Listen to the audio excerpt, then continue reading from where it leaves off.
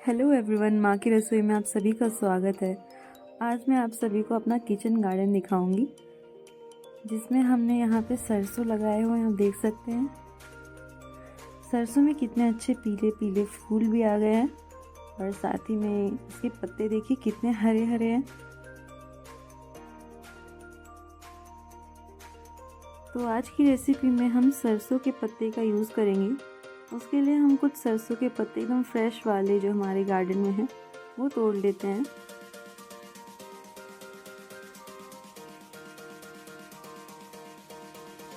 और साथ ही में ये देखिए हमने यहाँ पे बथुआ भी लगाया हुआ था, तो हम थोड़े बथुआ के पत्ते भी ले लेते हैं।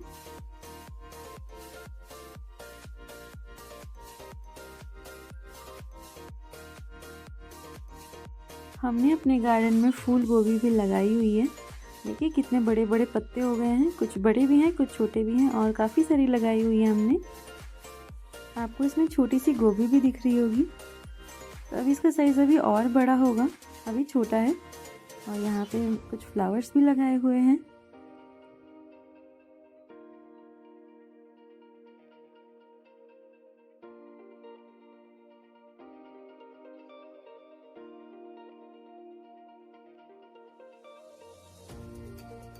आज की रेसिपी में हम गोभी का भी यूज़ करेंगे। तो गोभी तो अभी छोटी है, बट हम इसको तोड़ लेते हैं। हमने यहाँ पे हरी मिर्च भी उगाई थी और देखिए कितनी अच्छी हरी मिर्च हो गई हैं।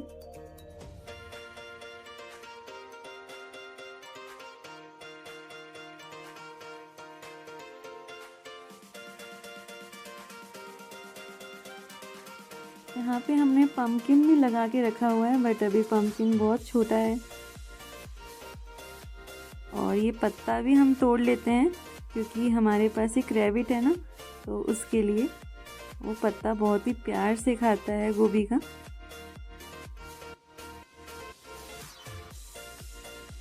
और यहाँ पे देखिए मैंने कान्हा को पत्ता दे दिया है खाने के लिए। बहुत ही प्यार से खाता है गोभी के पत्ते को।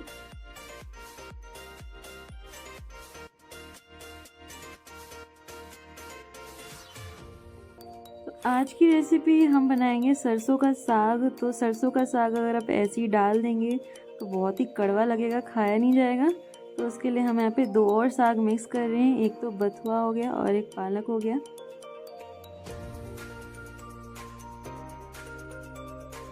तो यहाँ पे हम सारे पत्तों को बहुत ही अच्छे से देख के ये सारे पत्ते अच्छे हैं तो हम उनको एक तरफ रख लेते हैं।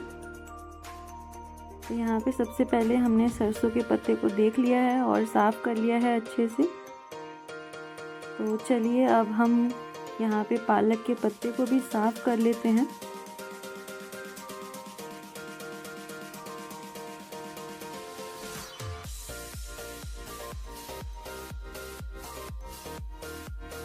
सरसों और पालक को साफ़ करने के बाद यहाँ पे हम बथुआ के पत्ते को भी साफ़ कर लेते हैं। तो ये जो डंठल होती है बहुत ही मोटी होती है, तो उसमें से हमें सिर्फ पत्ते को ही निकालना है। तो इस तरीके से हम पत्ते को निकाल लेंगे।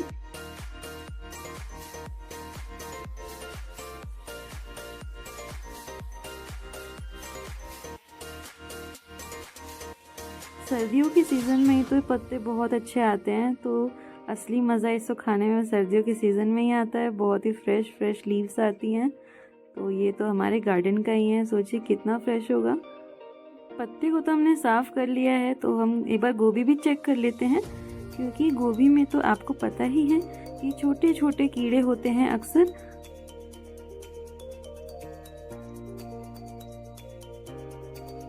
अब हम सारे पत्ते को बहुत ही अच्छी तरीके से धो लेते हैं।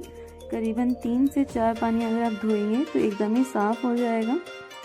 यहाँ पे हमने करीबन 3 से 4 पानी धोया हुआ है और इसको धो के निकाल लेते हैं।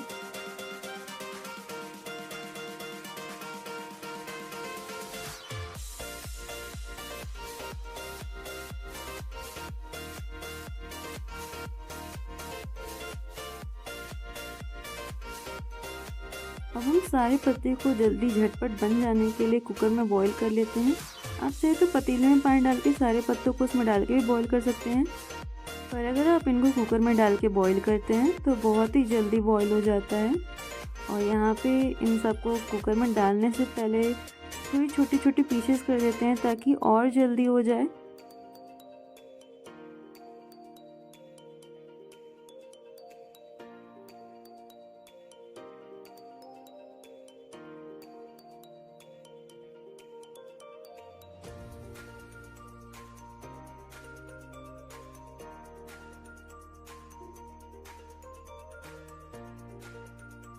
अब हम इसमें आधा चम्मच के करीब नमक डाल देते हैं ताकि जल्दी ही ये सब गल जाए। और फिर 1 कप के करीब आप इसमें पानी डाल लीजिए। ज़्यादा पानी मत डालिएगा क्योंकि पालक तो और ये जो साग है वो तो खुद ही पानी छोड़ते हैं। तो हम इसको 3 से 4 सीटी लगने तक फुल फ्लेम पे इसको रख देते हैं। तो जब तक साग हो रहा है तब तक हम यहाँ पे गोभी रेडी कर लेते हैं। तो गोभी को धो लेते हैं, काट लेते हैं और थोड़ा साफ़ भी कर लेते हैं।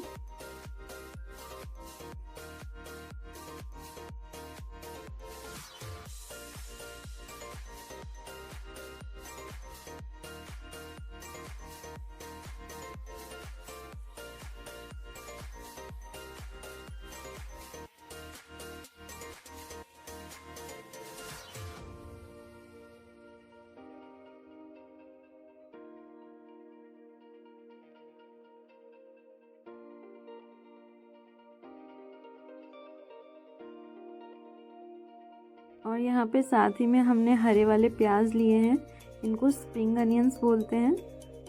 इसे भी हम साफ़ करके धो लेते हैं। और देखिए इस कुकर में सीटी भी आने लगी है तो बहुत ही जल्दी बन जाता है झटपट से।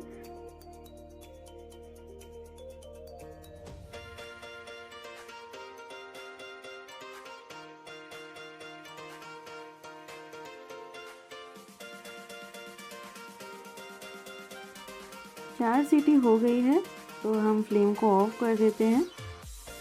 और यहाँ पे हम अदरक को भी साफ़ कर लेते हैं।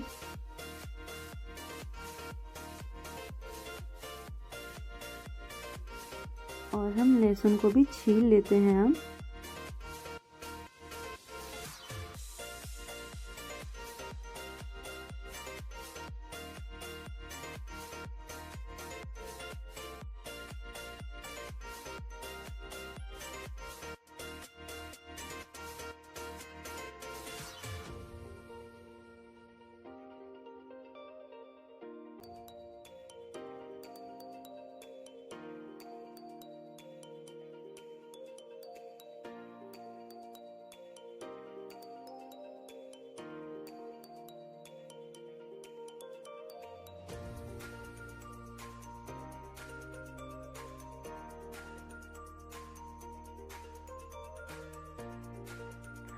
और अब हमने जो यहाँ पे गोभी ली थी, गोभी को हम घिस लेते हैं।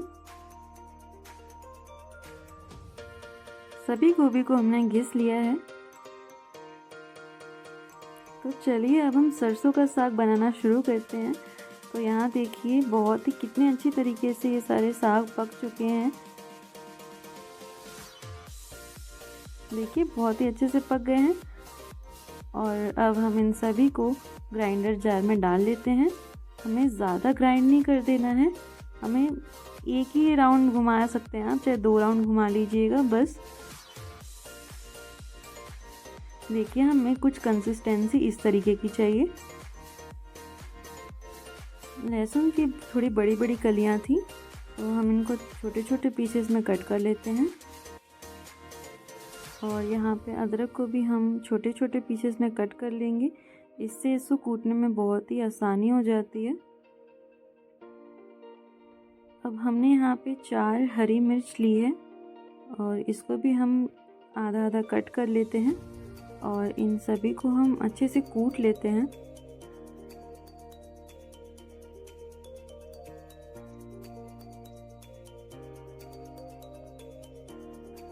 अब हम कढ़ाई में बटर ले लेते हैं।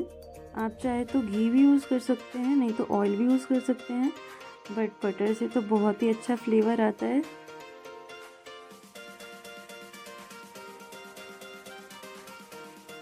और अब हम इसमें आधा चम्मच के करीब जीरा डाल लेंगे। और थोड़ा सा हींग भी डाल लेते हैं। अदरक लहसुन और मिर्च के पेस्ट को भी हम इसमें डाल लेंगे जो हमने कूट के रखा था। इससे बहुत ही अच्छा फ्लेवर आता है। अब इन मसालों का कलर देखिए चेंज हो गया है, गोल्डन हो चुका है। अब हम इसमें आधा चम्मच लाल मिर्च पाउडर डाल लेंगे। आधा चम्मच हम इसमें सब्जी मसाला डाल लेते हैं। और यहाँ पे आधा चम्मच हमने आमचूर पाउडर भी लिया है और साथ ही में आधा चम्मच हम यहाँ पे हल्दी भी डाल लेते हैं। तो ये जितने मसाले हमने डाले हैं सभी को हम भून लेते हैं। मसाले भुन गए हैं तो हम इसमें अब साग का जो पेस्ट बनाया था हमने सारे सागों का, वो सारे हम इसमें डाल लेते हैं।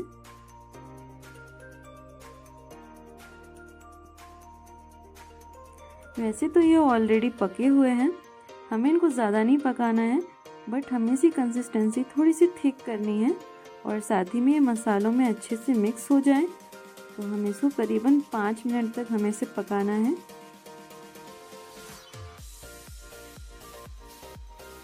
अब ये साग बनके बिल्कुल रेडी है। तो सरसों का साग हमारा रेडी हो चुका है। तो हम इसको सर्व कर लेते हैं। देखिए कितना अच्छा लग रहा है देखने में, बहुत ही हेल्दी भी है, सर्दियों के मौसम में ही मिलता है, बहुत ही फ्रेश होता है और साथ ही में सेहत के लिए तो बहुत ही अच्छा होता है। और अब हम इसमें घी भी डालेंगे। तो करीबन हमें आधा चम्मच इसमें घी डालना है। वैसे तो आप घी अगर नहीं डालना चाहें तो नहीं भी डाल सकते हैं, ऐसे भी टेस्टी लगेगा, बट अगर आप घी खाते हैं तो ज़रूर डालें क्योंकि बहुत ही टेस्टी लगता है। देखिए बटर से तड़का मारा है और साथ ही में ऊपर से हमने घी भी डाला हुआ है। तो यहाँ पे सरसों का साग बनके बिल्कुल रेडी है, एकदम गरम गरम है। देखिए कितना सुंदर लग रहा है देखने में और खाने में तो बहुत ही टेस्टी लगता है।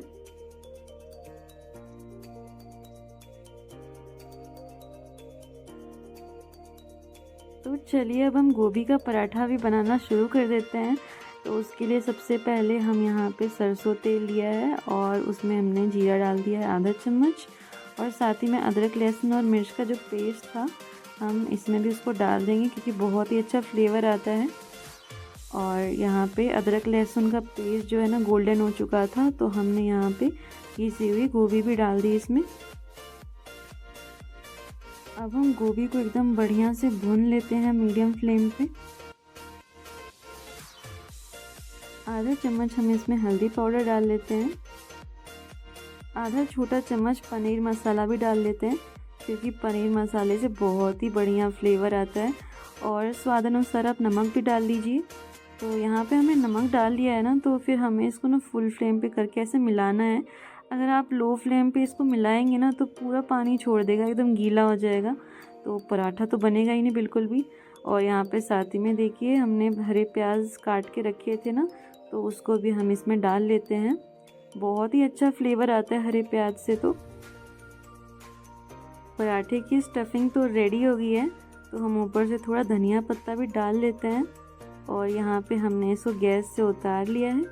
तो गैस से उतारने के बाद हम इसमें ना अजवाइन और मंगरेल दोनों चीज़ डाल लेते हैं। बहुत ही अच्छा फ्लेवर आता है अजवाइन मंगरेल से। पराठा बनाएं तो इसको ज़रूर डालें। और अब हम इसको मिला लेंगे, साथ ही में हम इसको ठंडा भी करेंगे, जल्दी ठंडा हो जाए इसीलिए हम इसको स्प्रेड कर लेते हैं।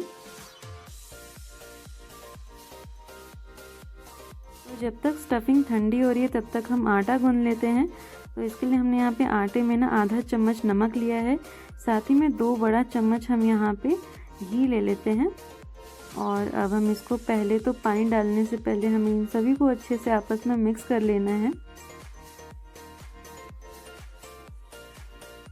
तो अब हम इसमें पानी डाल के इसको अच्छे से गूंद लेते हैं। तो हमें इसको आटे को, जो भी पराठे का आटा होता है ना, चाहे वो आलू पराठा हो चाहे गोभी पराठा हो, कोई भी पराठा हो, तो जिसके अंदर स्टफिंग हम भरते हैं तो उसका आटा ऑलवेज़ थोड़ा सा लूज़ गूंदें, क्योंकि आटा लूज़ गूंदने से ना एक तो उसके अंदर काफ़ी सारी स्टफिंग भी अगर आप डालेंगे ना तो वो फटेगी नहीं और बहुत ही सॉफ्ट भी बनता है।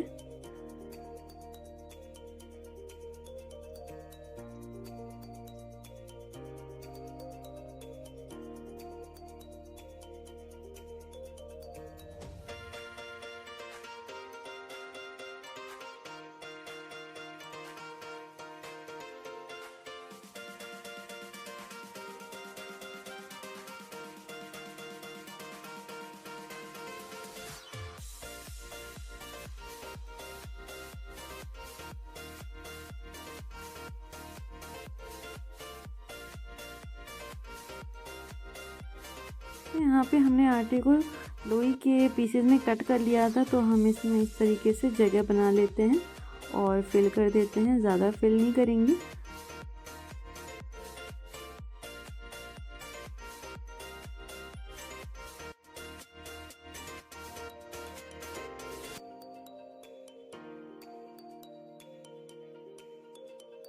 वैसे तो हर सीज़न में आजकल गोभी मिल जाती है, बट जो गोभी सर्दियों के सीज़न में मिलती है ना, एकदम फ्रेश वाली, उसकी तो बात ही अलग है। और उसका पराठा बना के नहीं खाया तो फिर क्या खाया। और अब हम इसको बेल लेते हैं। तवा भी गर्म हो चुका है, तो तवे पे रख देते हैं और इसको हमें सेक लेना है। पहले तो घी लगाने से पहले ना आप इसको सेक लीजिए अच्छे से, उसके बाद आप इसमें घी लगाइए। तो यहाँ पे हम घी लगा लेते हैं। आप चाहे तो बटर भी लगा सकते हैं, वो भी बहुत ही टेस्टी लगता है।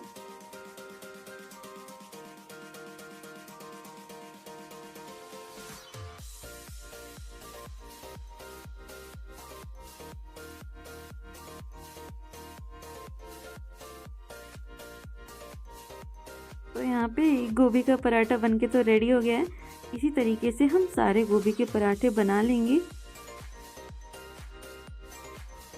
आप सोचेंगे यार सरसों के साग के साथ तो मक्के की रोटी फेमस है, फिर यहाँ पे गोभी के पराठे बन रहे हैं। तो ये बहुत ही टेस्टी लगता है सच में। मतलब मैंने ट्राई किया नहीं था, मैंने तो ऐसे ही सोचा था कि चलो सरसों के साग के साथ हम गोभी के पराठे बना लेते हैं, बट एकदम टेस्टी बना। मतलब मैं क्या बताऊँ, आप बना के खाएंगे ना तभी आपको पता चलेगा कि कितना टेस्टी लगता है। तो आप ज़रूर बना के इसको ट्राई करें और मुझे कमेंट में बताएं कि आपको ये रेसिपी कैसी लगी। मिलते हैं नेक्स्ट वीडियो में, तब तक बने रहे माँ की रसोई के साथ।